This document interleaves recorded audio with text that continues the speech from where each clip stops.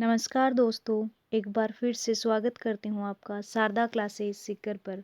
अधीनस्थ बोर्ड के पुराने पेपर्स की सीरीज चल रही थी। आज हम देखेंगे जूनियर इंस्ट्रक्टर इलेक्ट्रीशियन का पेपर जो हुआ था 24 मार्च 2019 को। कनिष्ठ अनुदेशक इलेक्ट्रीशियन का पेपर कोड है 54। इसमें राजस्थान जीके और जनरल नॉलेज से रिलेटेड जितने भी क्वेश्चन आए हैं उनके बारे में हम डिस्कस करेंगे। पहला क्वेश्चन जो था वो था मत्स्य संघ का कौन सा राज्य जनता के बहुमत के आधार पर उत्तर प्रदेश के साथ विलीनीकरण के लिए तैयार था? भरतपुर, करौली, धौलपुर या अलवर? तो मत्स्य संघ का अलवर जो राज्य धौलपुर जो राज्य है, ऑप्शन नंबर सी, ये उत्तर प्रदेश के साथ विलीनीकरण के लिए तैयार था बहुमत के आधार पर। राजस्थान का जो एकीकरण है वो 7 चरणों में पूरा हुआ है। राजस्थान के एकीकरण के समय राजस्थान में 19 रियासतें थी, 3 ठिकाने थे और एक केंद्र शासित प्रदेश था अजमेर मेरवाड़ा नाम से।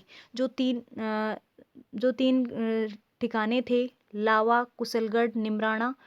लावा है वो टोंक जिले में पड़ता है, कुशलगढ़ बांसवाड़ा जिले में पड़ता है, निमराना अलवर जिले में पड़ता है। राजस्थान का एकीकरण 7 चरणों में 18 मार्च 1948 से शुरू होकर 1 नवंबर 1956 को पूर्ण हुआ था। इसे पूरे होने में 8 वर्ष 7 माह और 14 दिन का समय लगा था। अगर पहले जो चरण की बात की जाए तो पहला चरण है वही, उसी का नाम था मत्स्य संघ। मत्स्य संघ में 4 रियासतें थी, अलवर, भरतपुर, धौलपुर, करौली। इसके अलावा एक ठिकाना निमराना भी था। इसका नाम मत्स्य संघ है वो के.एम. मुंशी जी ने रखा था और मत्स्य संघ के उद्घाटनकर्ता वी.एम. गॉडगिल थे। 18 मार्च 1948 को ये मत्स्य संघ पहला चरण हुआ था। यहाँ के इस पहले चरण के मुख्यमंत्री या प्रधानमंत्री जो रखा गया था वो थे शोभाराम कुमावत, अलवर जिले से थे। इसके राज प्रमुख धौलपुर जिले से उदयभान सिंह जी थे और मत्स्य संघ की राजधानी थी अलवर। 7 चरण पूरे हुए थे। पहला चरण मत्स्य संघ था, दूसरा राजस्थान संघ, तीसरा संयुक्त राजस्थान, चौथा वृहद राजस्थान, पांचवा संयुक्त वृहद राजस्थान और छठा राजस्थान संघ और 7वां और कंप्लीट जिसमें हुआ था वो था आधुनिक राजस्थान। 7वें चरण में जो कंप्लीट हुआ था 1 नवंबर 1956 को। चौथा चरण जो है 30 मार्च 1949 को वृहद राजस्थान के नाम से जानते हैं और इसी लगभग राजस्थान इसमें कवर हो गया था और 30 मार्च को ही राजस्थान दिवस के रूप में मनाया जाता है आज भी। तो ये कुछ इससे रिलेटेड क्वेश्चंस थे। नेक्स्ट हम देखते हैं, अकबर की चित्तौड़ विजय के उपरांत मेवाड़ में मुगल शासकों के सिक्के जारी हुए जिन्हें कहा जाता था द्रम, सिक्का एलची, चित्तौड़ी या दिनार। तो अकबर ने चित्तौड़ पर विजय करने के बाद जो सिक्के जारी हुए थे या मुगल शासकों के जो सिक्के थे उनको सिक्का एलची के नाम से जाना जाता था। ऑप्शन नंबर बी है सिक्का एलची। द्रम और ये दिनार जो हैं, धर्म और दिनार, ये जो सिक्के थे ये चौहानों के अजमेर के चौहानों के सिक्के थे। 11वीं और 13वीं सदी में चांदी व तांबे के सिक्के मिले हैं और ये अजमेर के चौहानों के थे। द्रम और दिनार के अलावा विशोपक और रूपक ये भी ये अजमेर के चौहानों के सिक्के थे। नेक्स्ट हम देखते हैं, जीवन कुटीर के गीत निम्न में से किसके द्वारा लिखा गया है? जयनारायण व्यास, हीरालाल शास्त्री, गोकुल भाई भट्ट, हरिबाहु उपाध्याय। तो जीवन कुटीर के गीत जो है ये लिखे गए हैं option number B, Hiralal Shastri ji के द्वारा। हीरालाल शास्त्री जी के बारे में सबको पता होगा कि राजस्थान के प्रथम मनोनीत मुख्यमंत्री रहे हुए हैं। इसके अलावा हीरालाल शास्त्री जी का जन्म जोबनेर में हुआ है। इनकी पत्नी का नाम था श्रीमती रत्ना शास्त्री वनस्थली और इन्होंने जीवन कुटीर नाम की संस्था खोली थी निवाई टोंक में। आज भी इसको वनस्थली विद्यापीठ के नाम से जानते हैं। और शास्त्री जी ने जीवन कुटीर के गीत के अलावा प्रलय, प्रतीक्षा, नमो नमः, आत्मकथा, प्रत्यक्ष जीवन शास्त्र की रचना, ये भी इनकी मुख्य रचनाएं हैं। नेक्स्ट 4th क्वेश्चन की हम बात करते हैं, राजस्थान की प्रथम महिला सांसद कौन थी? यशोदा देवी, सुशीला बंगारू, शारदा भार्गव, विद्या पाठक। तो राजस्थान की प्रथम महिला सांसद जो थी शारदा भार्गव थी। शारदा भार्गव 1952 में राज्यसभा की पहली सदस्य बनी थी और ये राजस्थान की तरफ से 3 बार राज्यसभा के लिए निर्वाचित हो चुकी है। शारदा भार्गव पहली महिला सांसद थी और अगर लोकसभा सांसद की बात की जाए तो महारानी गायत्री देवी थी। नेक्स्ट हम बात करते हैं, कर्णा भील किस वाद्य का प्रसिद्ध वादक था? नड़, मोरचंग, सतारा या कर्णा? तो कर्णा भील जो हैं वो नड़ वाद्य के प्रसिद्ध वादक थे। नड़ एक सुसीर वाद्य यंत्र है और इसके प्रसिद्ध वादक हैं वो ये थे कर्णा भील। नेक्स्ट 6वें क्वेश्चन की बात करते हैं, भीलवाड़ा जिले की कौन सी नदी पर बागोर स्थित है? लूनी, कोठारी, बनास या चंबल? तो भीलवाड़ा जिले की कोठारी नदी ऑप्शन नंबर बी, कोठारी नदी पर बागोर सभ्यता स्थित है। बागोर सभ्यता जो है वो भीलवाड़ा में कोठारी नदी पर है। इनके उत्खननकर्ता का नाम है BN मिश्रा और पशुपालन के प्राचीनतम जो साध्य प्राप्त हुए हैं वो इसी बागोर सभ्यता से प्राप्त हुए हैं और इसके अलावा बागोर सभ्यता को आदिम संस्कृति का संग्रहालय भी कहा जाता है। नेक्स्ट देखते हैं, निम्नलिखित में से एकलिंग शिलालेख 1460 ईस्वी में जो लिखा गया उसके लेखक कौन है? महेश्वर, जगन्नाथ राय, राणा कुंभा या जगत सिंह? तो इसके जो लेखक हैं, ये एकलिंग शिलालेख है वो महाराणा रायमल द्वारा लिखवाया गया था और इसमें वप्पा के संन्यास का वर्णन किया गया है, लेकिन इसके रचयिता जो हैं वो हैं महेश या इसको महेश भट्ट या महेश्वर कहा जाता है। ऑप्शन नंबर ए हो जाएगा। नेक्स्ट क्वेश्चन की बात करते हैं, निम्नलिखित प्रतिहार शासकों में से किसने मंडोर को बदलकर मेड़ता को अपनी राजधानी बनाया था? तो हरिश्चंद्र ने, नागभट्ट फर्तम ने, वत्सराज ने या देवराज ने? तो नागभट्ट फर्तम ने मंडोर को बदलकर मेड़ता को अपनी राजधानी बनाया था। नेक्स्ट क्वेश्चन देखते हैं, जयपुर के किस शासक ने लगातार 3 मुगल सम्राटों जहांगीर, शाहजहां और औरंगजेब की सेवा की है? मान सिंह ने, राम सिंह ने, मिर्जा राजा जयसिंह ने या सवाई जयसिंह ने? तो जयपुर के मिर्जा राजा जयसिंह, ऑप्शन नंबर सी हो जाएगा। मिर्जा राजा जयसिंह ने 3 शासकों की सेवा की है, जहांगीर, शाहजहां और औरंगजेब की। 1799 में जो मिर्जा राजा जयसिंह है, मिर्जा राजा जयसिंह ने, जयपुर के शासक मिर्जा राजा जयसिंह ने लगातार 3 मुगल सम्राटों जहांगीर, शाहजहां और औरंगजेब की सेवा की है। जहांगीर को मिर्जा राजा की उपाधि भी शाहजहां ने दी थी। नेक्स्ट हम बात करते हैं, रतवाई लोकगीत किस क्षेत्र में गाए जाते हैं? मेवाड़ में, मारवाड़ में, मेवात में या हाड़ौती में? तो जो रतवाई लोकगीत हैं ये मेवात में गाए जाते हैं। Option number C. नेक्स्ट 11वें क्वेश्चन की बात करते हैं, जयपुर में हवा महल का निर्माण किसने करवाया था? सवाई जय सिंह ने, सवाई प्रताप सिंह ने, सवाई माधो सिंह प्रथम ने या महाराजा ईश्वर सिंह ने? तो जयपुर में हवा महल का निर्माण करवाया था सवाई प्रताप सिंह ने। ऑप्शन नंबर बी हो जाएगा। जो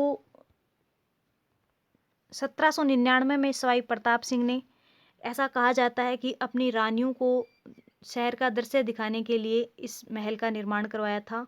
इसके जो वास्तुकार हैं वो हैं श्री लालचंद जी। हवा महल जो है इसे जयपुर की पहचान और शान कहा जाता है। इसके अलावा इस हवा महल के बारे में हम कुछ देखें तो इसके पिछले हिस्से में 365 खिड़कियां बनी हुई हैं। वैसे अगर कुल छोटी बड़ी खिड़कियां और झरोखों की बात की जाए तो 953 खिड़कियां या दरवाजे या झरोखों की बात की जाए तो वो हैं जो जटिल डिजाइनों से बहुत ही सुंदर डिजाइनों में बनाए हुए हैं। हवा महल 5 मंजिलों में बना हुआ है। इसकी जो पहली मंजिल है, पहली मंजिल के प्रांगण में शरद मंदिर और प्रताप मंदिर बने हुए हैं। दूसरी मंजिल पर रतन मंदिर बना हुआ है। तीसरी मंजिल को विचित्र मंदिर के नाम से जाना जाता है। चौथी मंजिल को प्रकाश मंदिर और 5वीं मंजिल को हवा मंदिर के नाम से जाना जाता है। और हवा महल जो है इसको 1968 ईस्वी में संरक्षित स्मारक घोषित कर दिया गया था। ये कुछ इससे रिलेटेड क्वेश्चंस थे। नेक्स्ट हम देखते हैं, निम्नलिखित में से कौन जयपुर एवं जोधपुर की स्थापना तिथि बताता है? दयालदासरी ख्यात, बांकीदासरी ख्यात, नैनसीरी ख्यात, एकलिंग शिलालेख? तो बांकीदासरी जो ख्यात है इसमें जयपुर और जोधपुर की स्थापना की तिथियां बताई गई हैं। बांकीदास जो हैं ये डिंगल भाषा के सर्वश्रेष्ठ कवि थे। इन्होंने लगभग 26 ग्रंथों की रचना की है। जोधपुर के महाराजा मान सिंह के ये दरबारी कवि थे। और ये जो बांकीदास जो ख्यात है ये लिखी गई है कवि राजा बांकीदास आशा के द्वारा डिंगल भाषा में। नेक्स्ट हम देखते हैं राठौड़ राजवंश की कुलदेवी कौन है। आसापाला, शाकंभरी, नागनेची या बीजासन। तो राठौड़ राजवंश की जो कुलदेवी है वो है नागनेची। और नागनेची माता का जो मंदिर है वो नगाना बाड़मेर जिले में है। और राठौड़ जो हैं ये चील पक्षी है, इसको माता के रूप में पूजते हैं। नेक्स्ट हम देखते हैं कवि सूर्यमल मिश्रण की रचनाएं किस भाषा में है। हाड़ौती, ढूंढाड़ी, मेवाड़ी या मारवाड़ी। तो कवि सूर्यमल मिश्रण की जो रचनाएं हैं ये हाड़ौती भाषा में मिलती हैं ज़्यादातर। नेक्स्ट देखते हैं हाड़ौती भाषा में। सूर्यमल मिश्रण बूंदी के महाराव राय सिंह के दरबारी कवि रहे हैं। और इन्होंने वंश भास्कर, वीर सतसई, रूपावली जैसी ग्रंथों की रचना की है। नेक्स्ट हम देखते हैं चंद्रभागा का प्रसिद्ध मेला कहाँ लगता है। बूंदी में, पुष्कर में, केशोराय पाटन में या झालरा पाटन में। तो चंद्रभागा का प्रसिद्ध मेला है ये झालरा पाटन झालावाड़ में लगता है। ऑप्शन नंबर हो जाएगा डी। चंद्रभागा पशु मेला है जो झालरा पाटन झालावाड़ में लगता है। और ये लगता है कार्तिक सुदी 11 से लेकर मार्गशीर्ष सुदी पंचम तक लगता है। नेक्स्ट 16वें क्वेश्चन की हम बात करते हैं। प्रसिद्ध चित्र बनी ठनी का चित्रांकन किसने किया है। साहिबदीन ने, गोपीराम ने, नागरीदास ने या निहाल चंद ने। तो आंसर हो जाएगा निहाल चंद ने। पूछा है हमसे कि किसने किया है। अगर हमसे पूछा जाता कि किसने करवाया था तो ये नागरीदास या सावंत सिंह जो है, नागरीदास का ही नाम है सावंत सिंह, तो नागरीदास जी ने करवाया था। अपनी प्रेमिका रसिक प्रिया का चित्र बनवाया था इन्होंने बनी ठनी के नाम से। और ये किशनगढ़ शैली का एक प्रसिद्ध चित्र है। और ये फेमस कब हुआ, जब एरिक डिक्सन एवं फैयाज अली ने इसे भारत की मोनालिसा की उपमा दी थी, उसके बाद ये बहुत ज़्यादा फेमस हो गया था। नेक्स्ट हम देखते हैं निम्न में से कौन सा युग्म गलत सुमेलित है। पाबूजी, कोल्लू, तेजाजी, खरनाल, मलिनाथ जी गागरोन या रामदेव जी रामदेवरा। तो पहला ऑप्शन अगर हम देखें तो पाबूजी का कोल्लू से क्या संबंध है। तो पाबूजी का जन्म कोल्लू मंड जोधपुर में हुआ था, तो फर्स्ट ऑप्शन तो सही है। दूसरा देखते हैं तेजाजी का खरनाल से। तो तेजाजी का जन्म खरनाल नागौर में हुआ था, ये ऑप्शन भी सही है। तीसरा मल्लीनाथ जी गागरोन से इनका कोई संबंध नहीं है। मल्लीनाथ जी हैं ये मेसा नगर के शासक थे। और बाड़मेर में लूनी नदी के किनारे तिलवाड़ा में इनका मुख्य मंदिर है। तो अगर तिलवाड़ा दिया होता तो सही होता, इसलिए ऑप्शन ये गलत हो जाएगा। रामदेव जी रामदेवरा से प्रसिद्धि है, जैसलमेर में रामदेवरा में इनका मुख्य मंदिर है रामदेव जी का। तो ऑप्शन नंबर सी हो जाएगा आंसर। फोर्थ क्वेश्चन की बात करते हैं कटारगढ़ किस दुर्ग का भाग है। तो कटारगढ़ दुर्ग ऑप्शन देखें तो जोधपुर, गागरेन, अचलगढ़ या कुंभलगढ़। कटारगढ़ दुर्ग जो है ये कुंभलगढ़ दुर्ग का भाग है।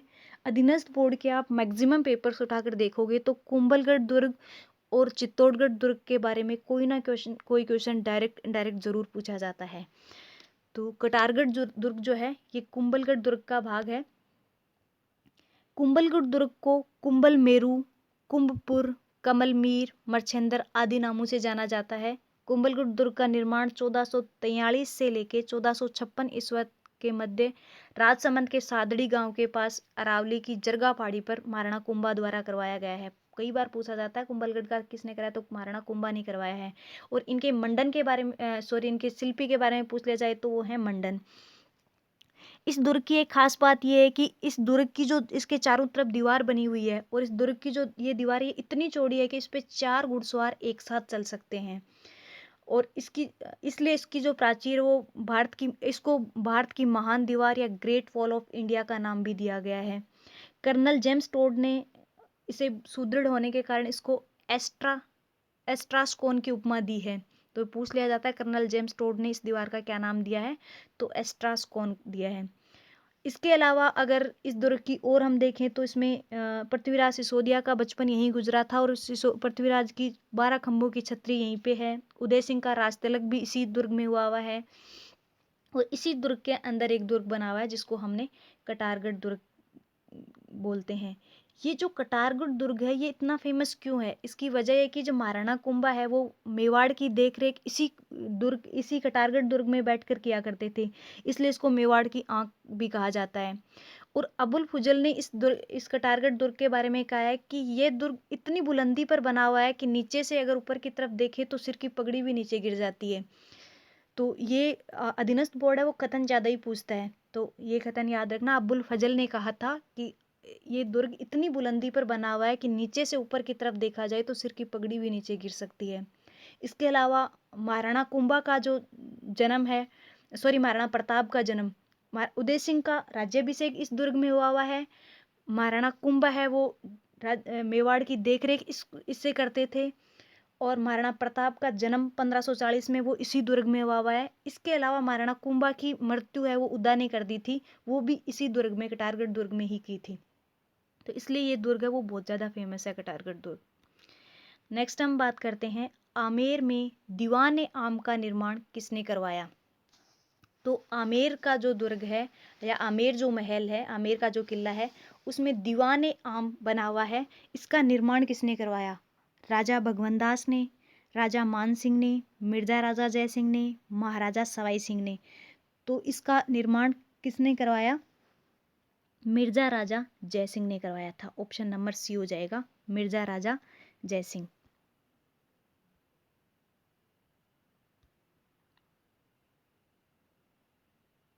मिर्जा राजा जय सिंह। अब इसके अलावा अगर हम इसमें देखें तो आमेर के महल के बारे में सबसे पहले देखते हैं कि आमेर के महल के बारे में एक कथन है। बिशप हैपर ने कहा था ये कथन कि मैंने मैकलीन एक शहर है, मास्को का नगर है, एक बहुत सुंदर शहर है। तो बिशप हैपर ने कहा था कि मैकलीन में जो कुछ भी मैंने देखा है और अल बर्मा के बारे में जो कुछ भी सुना है उससे भी ज़्यादा बढ़कर है ये महल। मतलब इतना खूबसूरत बताया था उन्होंने। तो ये कथन याद रखना है कि ये आमेर के महल के बारे में था ये कथन। इसके अलावा अगर हम बात करें आमेर का महल बना कब था, तो 1592 में बना था। आमेर के महल में दीवान आम है वो एक खास जगह थी जिसमें कि राजा महाराजा वहाँ पे एक सब लोग बैठकर बातचीत किया करते थे। ये खास बातचीत होती थी यहाँ पे। इसके अलावा दीवान खास भी इसी महल में था। सुख निवास था, शीश महल था, गणेश पोल था, चांद पोल दरवाजा था, दिल आरम बाग था, देवी सिल्ला मंदिर था। तो ऐसे कुछ बहुत ही सुंदर सुंदर चीज़ें हैं इस आमेर महल में, तो इसलिए बहुत ही फेमस है।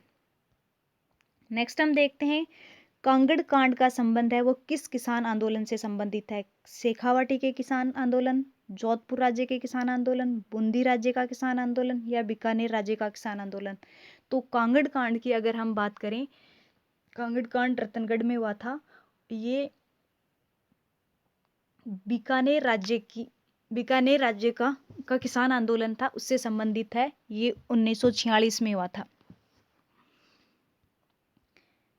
नेक्स्ट क्वेश्चन की हम बात करते हैं। राजस्थान में 1857 में पहला विद्रोह कहाँ हुआ था? नसीराबाद में, नीमच में, माउंट आबू में या आहुआ में? तो 1857 का पहला विद्रोह जो हुआ था ये हुआ था नसीराबाद में। ऑप्शन नंबर ए हो जाएगा, नसीराबाद। 1857 का जो विद्रोह था उस टाइम पे 6 सैनिक छावनियाँ थी, जिसमें पहला विद्रोह 28 मई 1857 को नसीराबाद में हुआ था। उसके बाद नीमच में, देवली में, एरनपुरा में, इनमें हुए थे। 2 ऐसी छावनियाँ थी जिनमें विद्रोह हुआ ही नहीं था, वो थी ब्यावर और खेरवाड़ा। पूछ लिया जाता है कौन सी ऐसी, इनमें से ऑप्शन दे के 3 ऐसे दे देंगे और एक जिसमें नहीं हुआ था। तो ब्यावर और खेरवाड़ा 2 छावनियाँ थी जिसमें विद्रोह नहीं हुआ था, सैनिक विद्रोह नहीं हुआ था। नेक्स्ट देखते हैं सिद्धराज गड्ढा कौन थे? जैन धर्म के विद्वान थे, गांधीवाद एवं सर्वोदयी नेता थे, कूटनीतिज्ञ थे, महान शिक्षा शास्त्री थे। तो सिद्धराज दो थे वो गांधीवाद एवं सर्वोदयी नेता थे? ऑप्शन नंबर हो जाएगा बी।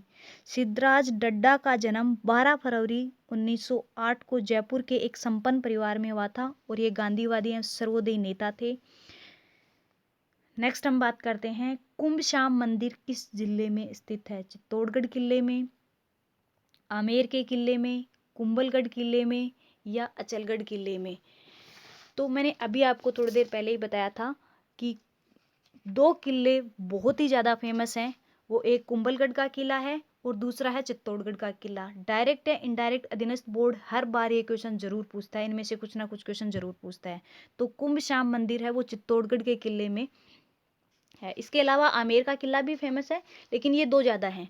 चित्तौड़गढ़ दुर्ग की हम बात करें तो चित्तौड़गढ़ दुर्ग को मालवा का प्रवेश द्वार कहा जाता है, चित्रकूट दुर्ग कहा जाता है, खिजराबाद कहा जाता है और किलों का सिरमौर कहते हैं, राजस्थान का गौरव कहते हैं। तो ये कुछ इसके अलग अलग नाम हैं। इनका जो चित्तौड़गढ़ दुर्ग है इसका निर्माण 8वीं सदी में चित्रांगद मौर्य ने करवाया था, लेकिन इसका भी आधुनिक निर्माता कुंभा को ही कहा जाता है, क्योंकि इसमें बाद में जितना कुछ भी बना हुआ है ये कुंभा ने ही इसका कंप्लीट निर्माण करवाया था। इसको आधुनिक निर्माता कुंभा बोला जाता है। वैसे निर्माण तो चित्रांगद मौर्य ने करवाया था। और ये है कहाँ पे? तो बेड़च और गंभीरी नदी के मुहाने पर है। मेसा का पठार, मेसा के पठार पर है ये चित्तौड़गढ़ दुर्ग।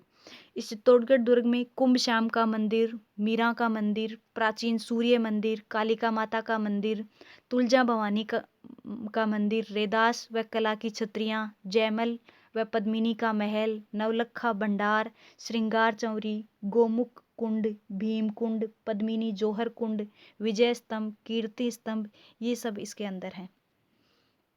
नेक्स्ट हम बात करते हैं, कामड़िया पंथ की स्थापना किसने की थी? रामदेव जी ने, कल्ला जी ने, पाबू जी ने या गोगा जी ने? तो कामड़िया पंथ की स्थापना की थी रामदेव जी ने। ऑप्शन नंबर हो जाएगा ए। रामदेव जी मारवाड़ के पंच पीरों में से एक है और इनका मुख्य मंदिर रामदेवरा जैसलमेर में है। इनके गुरु का नाम था बालकनाथ और इन्होंने 24 वाणियाँ नामक एक ग्रंथ की रचना की थी और कामड़िया पंथ की स्थापना की थी।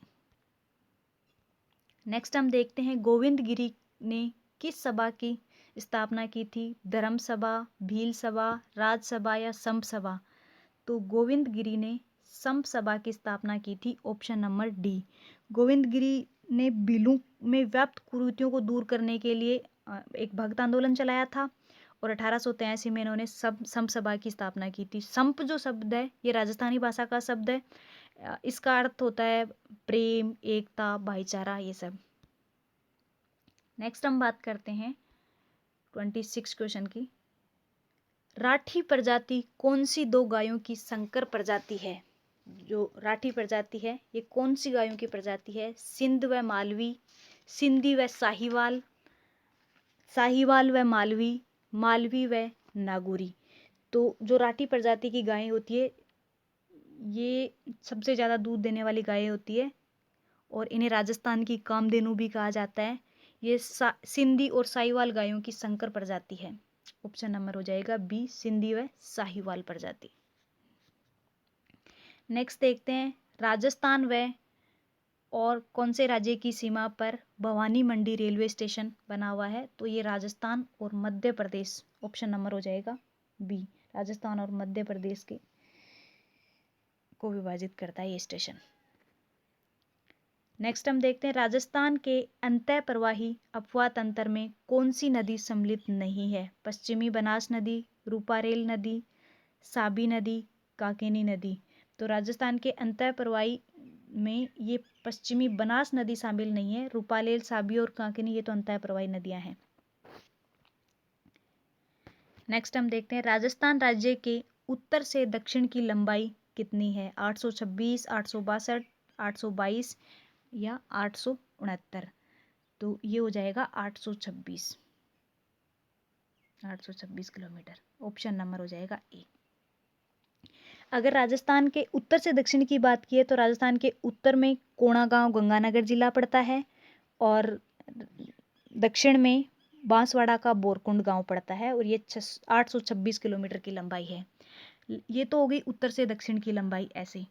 लेकिन अगर पूर्व से पश्चिम की बात की जाए तो ये पड़ती है 869 किलोमीटर, 869 किलोमीटर पड़ती है। और इसमें अगर देखा जाए तो कटरा गांव जैसलमेर जिले से सिलाना गांव धौलपुर जिले तक है ये। नेक्स्ट हम देखते हैं निम्नलिखित जिलों में से किस जिले में अधिकतम वर्षा होती है। जोधपुर, अजमेर, बीकानेर या सीकर। तो अजमेर में सबसे ज़्यादा वर्षा होती है, ऑप्शन नंबर हो जाएगा बी। नेक्स्ट 31 क्वेश्चन की बात करते हैं। राजस्थान का क्षेत्रफल कितना है, तो ये सबको ही पता होगा, 3,42,239 वर्ग किलोमीटर, ऑप्शन नंबर सी हो जाएगा। और अगर पूछ लिया जाए कि राजस्थान का क्षेत्रफल है वो देश में कितना है, तो 10.41% है ये, 10.41%। नेक्स्ट देखते हैं उदयपुर राज्य का पुरातन नाम क्या था। उदयपुर का पूरा नाम क्या था, तो सीवी जनपद था उदयपुर का पुराना नाम। वर्तमान जो उदयपुर है उसकी 1559 में महाराणा उदय सिंह ने बसाया था ये। पहले इसको सीवी जनपद के नाम से जाना जाता था इस जगह को। नेक्स्ट देखते हैं बाड़मेर के तिलवाड़ा में लूनी नदी से कौन सी नदी मिलती है। तो बाड़मेर के तिलवाड़ा में लूनी नदी से सूकड़ी नदी मिलती है, ऑप्शन नंबर हो जाएगा सी, सूकड़ी नदी। और सूकड़ी नदी पर ही जालोर जिले में बांकली बांध भी बना हुआ है। नेक्स्ट हम देखते हैं खारी नदी का उद्गम राजसमंद जिले के उत्तर में स्थित कौन से गांव की पहाड़ियों से निकलता है। तो ये हो जाएगा ऑप्शन नंबर डी, बिजराल। बिजराल की पहाड़ियों से निकलती है ये। नेक्स्ट देखते हैं कोपेन वर्गीकरण के अनुसार जैसलमेर व बीकानेर के पश्चिमी भागों में निम्नलिखित में से किस प्रकार की जलवायु है। तो जैसलमेर व बीकानेर के पश्चिमी भागों में हम देखें तो BWHW प्रकार की जलवायु है। कोपेन के अनुसार जलवायु को 4 भागों में बांटा गया है, तो BWHW हो जाएगा यहाँ पे। नेक्स्ट 36 क्वेश्चन की बात करते हैं।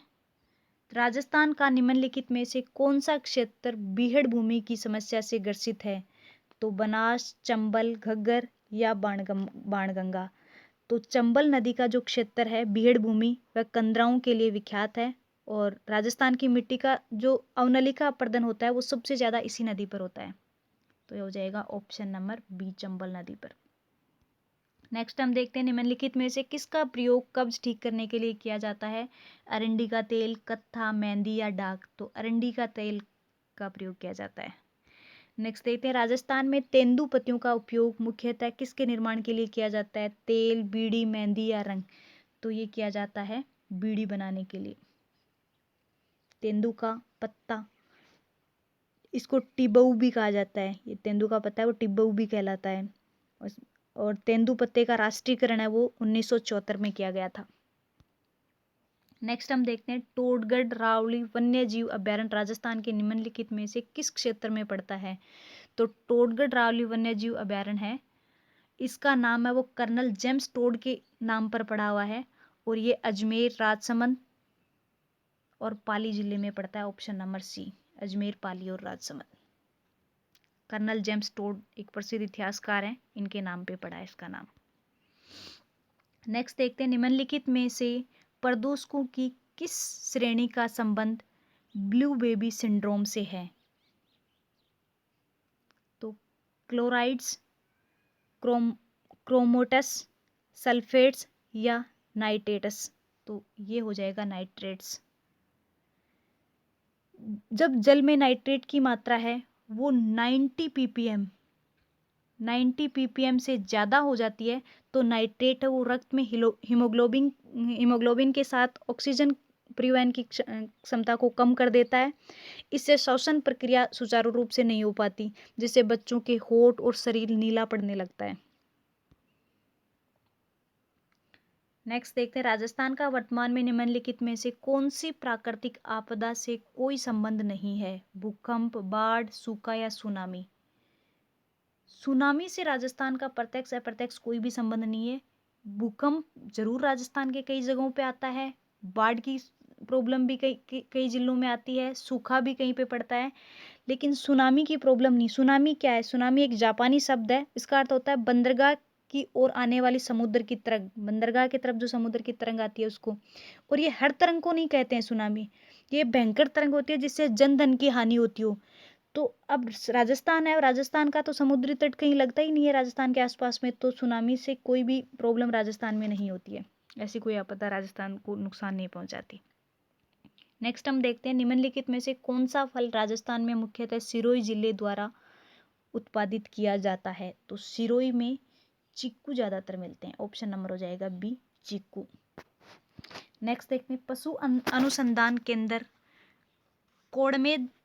कोडमदेसर स्थित है। तो कोडमदेसर कहाँ स्थित है, जयपुर में है, जैसलमेर में है, बीकानेर में है या टोंक में है। तो ये स्थित है बीकानेर में। पशु अनुसंधान केंद्र कोडमदेसर बीकानेर में स्थित है।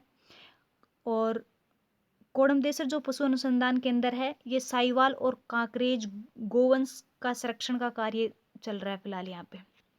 नेक्स्ट हम देखते हैं झालावाड़ जिले में कौन सी परियोजना का निर्माण नहीं किया गया है। तो भीम सागर, सावन भादो परियोजना, छापी परियोजना, हरिश्चंद्र सागर परियोजना। तो सावन भादो जो परियोजना है ये कोटा जिले में चल रही है, ऑप्शन नंबर बी। बाकी तीनों है ये झालावाड़ जिले में, लेकिन सावन भादो परियोजना है ये झालावाड़ जिले की परियोजना है, सॉरी कोटा जिले की परियोजना है। नेक्स्ट हम देखते हैं माही बजाज सागर बांध निम्नलिखित में से किस जिले में स्थित है। तो माही बजाज सागर बांध है ये बांसवाड़ा जिले में माही नदी पर निर्मित है और ये राजस्थान का सबसे लंबा बांध है, ऑप्शन नंबर हो जाएगा बी बांसवाड़ा जिला। नेक्स्ट 46 क्वेश्चन की बात करते हैं। तो दिल्ली जयपुर चित्तौड़गढ़ राष्ट्रीय राजमार्ग का नया नंबर क्या हो गया है। तो ये हो गया है NH48, आंसर नंबर सी हो जाएगा NH48। नेक्स्ट सबला लाहौरिया खनन क्षेत्र निम्नलिखित में से किस जिले में स्थित है। तो सबला लाहौरिया खनन है ये डूंगरपुर जिले में स्थित है, ऑप्शन नंबर डी हो जाएगा। निम्नलिखित में से कौन सा जिला उप आदर दक्षिणी मैदानी कृषि जलवायु क्षेत्र में स्थित नहीं है। उदयपुर, राजसमंद, डूंगरपुर या भीलवाड़ा। तो ये नहीं है, उप आदर दक्षिणी मैदानी कृषि जलवायु प्रदेश है में डूंगरपुर है वो इसमें नहीं आता है, option number C. Udaipur, Rajsamand, Bhilwara इसी में आते हैं उप आदर दक्षिणी मैदानी कृषि जलवायु में। नेक्स्ट देखते हैं राजस्थान के किस संस्थान में इसरो शैक अहमदाबाद ने 17 जून 2016 को मरुस्थलीकरण एवं भूमि संरक्षण एटलस का विमोचन किया था। तो ये किया था AFRI। AFRI कहते हैं एड फॉरेस्ट रिसर्च इंस्टीट्यूट जो जोधपुर में है, शुष्क वन अनुसंधान संस्थान, इसमें किया गया था। नेक्स्ट हम देखते हैं राजस्थान में सर्वाधिक भूकंप संभावित क्षेत्र कौन सा है। हनुमानगढ़, गंगानगर, चूरू, भरतपुर, अलवर, झुंझुनू, जयपुर, दौसा, करौली, नागौर, जोधपुर व पाली। तो राजस्थान में भूकंप संभावित जो क्षेत्र है वो है भरतपुर, अलवर व Jhunjhunu, option number B Bharatpur, Alwar व झुंझुनू। तो ये थे राजस्थान जीके से रिलेटेड क्वेश्चंस। ऐसे ही और वीडियोस देखने के लिए चैनल को सब्सक्राइब करें। Thank you so much.